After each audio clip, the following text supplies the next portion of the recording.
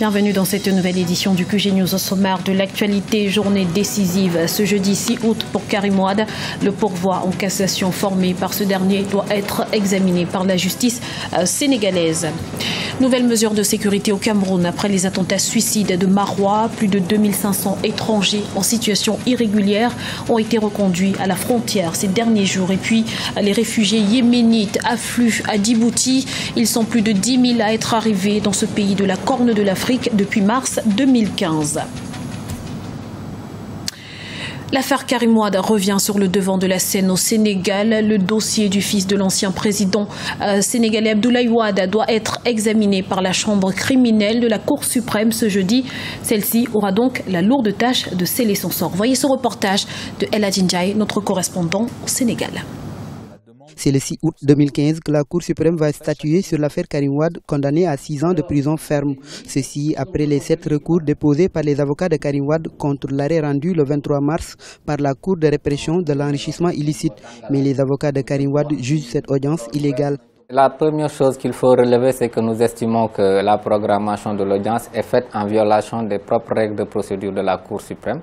Nous sommes encore dans le délai d'instruction des pourvois et nous-mêmes nous disposons d'un délai pour répondre aux pourvois qui nous ont été signifiés car nous sommes également défendeurs. Donc nous ne pouvons pas nous en attendre grand-chose. Nous signalons tout de suite qu'il y a une violation encore des droits de la défense. Selon les avocats de l'État du Sénégal, la requête de la défense n'a aucune chance d'aboutir. Nous sommes confiants, nous irons écouter la Cour suprême et continuer de défendre l'État car la cause est noble. Il faut que tout le monde comprenne que la corruption est finie au Sénégal. Qu'un citoyen sénégalais s'accapare injustement de plusieurs milliards et laisse les autres dans la souffrance, c'est fini.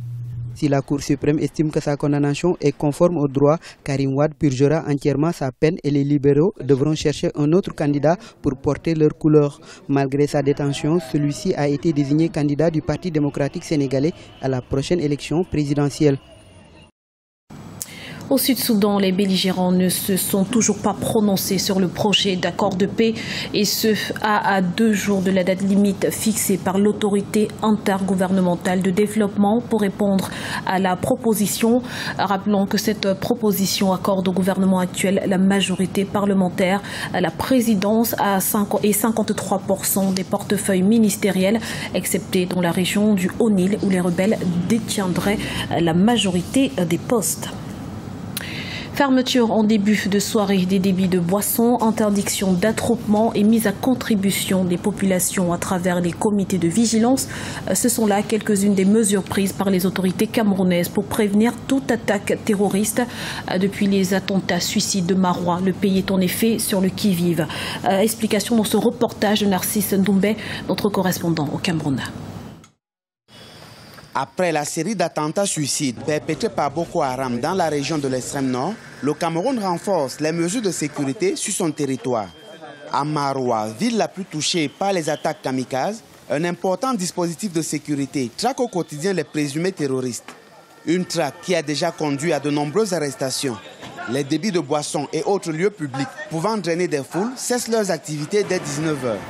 Dans le reste du pays, outre la mise en place des comités de vigilance, les autorités locales multiplient des mesures préventives. Nous avons interdit tout mouvement de nuit sur le plan d'eau. Les bateaux, les pirogues en provenance ou au départ du Cameroun ne pourront plus circuler de nuit. Nous avons fermé de nombreux criques qui étaient dans les villages qui échappaient au contrôle de la police et de la gendarmerie. Selon des spécialistes, cette montée en puissance des mouvements terroristes au moment où les États africains s'engagent sur le chemin de l'émergence va au-delà d'une simple coïncidence. Chacun dit je vais faire un effort pour être émergent à telle durée et c'est à ce moment qu'on vient plomber toutes les capacités de lutte ou d'action pour l'émergence. Donc je crois qu'il faut vraiment que nos États africains prennent ces situations au sérieux parce qu'il y a encore là comme une volonté de venir rompre avec une démarche que l'on voudrait être positive pour l'émergence de l'Afrique. Ces derniers jours, plus de 2500 étrangers en situation irrégulière ont été reconduits à la frontière, pour la plupart des Nigérians et des Centrafricains. Avec la nomination ce 30 juillet du général nigérien Ilia Abba comme commandant en chef, la force mixte multinationale commence à prendre forme. Elle sera dotée de 8 500 hommes, dont 6 500 soldats et 2 000 policiers et gendarmes. Les premiers contingents devraient être déployés sur le terrain d'ici 2 semaines, selon des sources militaires. À noter que 2 femmes suspectées d'être des kamikazes ont été arrêtées dans le nord du pays ce mercredi. Selon le porte-parole du gouvernement, elles étaient en possession d'engins explosifs au camp de réfugiés de Minao. C'est un cadeau de l'Égypte au monde, affirment les autorités égyptiennes. Le nouveau canal de Suez sera inauguré ce jeudi 6 août en présence de dizaines de dignitaires étrangers. Une œuvre pharaonique qui illustre les ambitions économiques de l'Égypte. Explication avec Alioune Guindo, commenté par Ipra Hatinjai. C'est un moment historique que s'apprêtent à vivre les Égyptiens ce jeudi 6 août. Le nouveau canal de Suez sera inauguré tout juste 1 an après le début des travaux de construction. Longue de 35 km, la nouvelle voie devrait permettre une double circulation des navires. Elle devrait donc renforcer la présence égyptienne dans les échanges commerciaux internationaux.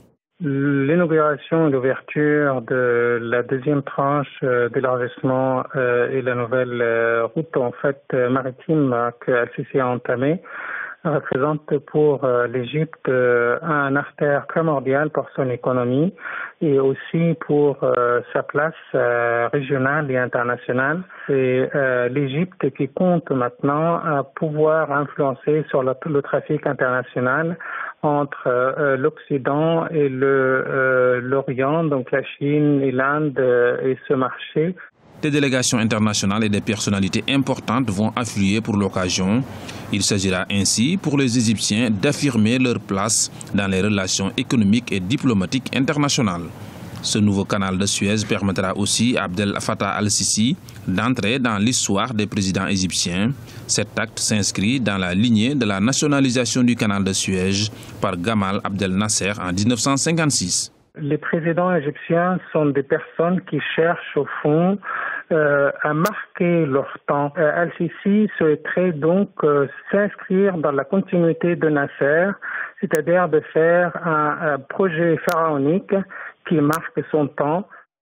Plus de 140 ans après la construction de l'édifice que représente le canal de Suez, l'événement de ce jeudi promet d'être un grand pas pour l'Égypte qui joue déjà un rôle non négligeable dans les relations internationales de ce dernier siècle. Et sachez que le président togolais Faure Gnassingbé fait partie des chefs d'État qui seront présents à l'inauguration du canal de Suez. À l'occasion pour ce dernier de s'entretenir avec son homologue égyptien, le président Abdel Fattah al-Sisi. La lutte contre le terrorisme notamment devrait être au centre des discussions. Djibouti débordé par l'afflux de réfugiés du Yémen, si bien que le pays en appelle à l'aide de la communauté internationale. Il faut dire que près de 10 000 Yéménites sont arrivés dans cet état de la Corne de l'Afrique depuis le 26 mars 2015 et parmi eux de nombreux blessés que les hôpitaux peinent à soigner. Le point tout de suite avec Fanny Mounichi. Ils arrivent par dizaines chaque jour sur les côtes djiboutiennes. Eux, ce sont les réfugiés yéménites. Fuyant la guerre qui sévit dans leur pays, ils n'hésitent pas à franchir les quelques 30 km du détroit de Bab el-Mandeb qui les sépare de Djibouti. Parmi eux, beaucoup de femmes et d'enfants. À leur arrivée, ils sont pris en charge par les ONG sur place. À l'heure où je vous parle, on a reçu un bateau avec 135 personnes en provenance du Yémen. Ils ont besoin d'eau, ils ont besoin de manger, ils ont besoin d'être abrités. Il y a un camp qui a été offert par le gouvernement djiboutien qui s'appelle le camp de Markazi. Ceux qui sont enregistrés partent ensuite au camp. Selon les chiffres du Haut Commissariat aux réfugiés, 9 953 Yéménites sont arrivés dans cet état de la Corne de l'Afrique depuis le 26 mars 2015.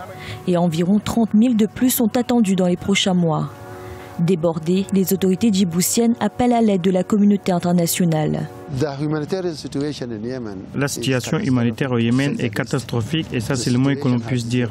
La situation n'a pas cessé de se détériorer et il incombe à la communauté internationale de soutenir le Yémen au cours de cette période très critique. À noter que Djibouti est un des rares pays à avoir ouvert ses portes aux réfugiés yéménites.